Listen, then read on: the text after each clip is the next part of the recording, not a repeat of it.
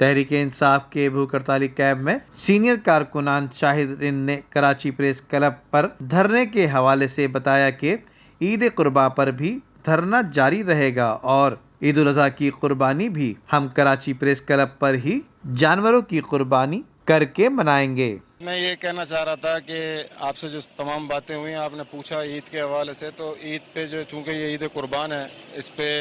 हज़रत इस्माइल अलैहिस्सलाम और हज़रत इब्राहीम अलैहिस्सलाम का जो वाक़या है जिसकी वजह से ईद कुर्बान मनाई जाती है, तो वो उन्होंने जब इतनी बड़ी कुर्बानी दी सोचे समझे बगैर, तो फिर हम भी अब इतनी को कुर्बानी तो दे सकते हैं कि हम यहाँ आके बैठ जाएं ईद वाले दिन। और दूसरा, जिन लोगों को हमने कहा हुआ है जो आ रहे हैं हमें ज्वाइन करते हैं, उनको मोस्ट वेलकम हमेशा की तरह, और जो नए आने चाहें वो भी हमारे साथ यहाँ बैठ के ईद बना सकते हैं। इंशाल्लाह मिल के इकट्ठे ईद करेंगे। इमरान खान और तहरीक इंसाफ की खातिर कुर्बानी देने वाले लाड़काने के देरीना सीनियर कारकुनान इस साल ईद उल अजहा पर जानवरों की कुर्बानी कराची प्रेस क्लब पर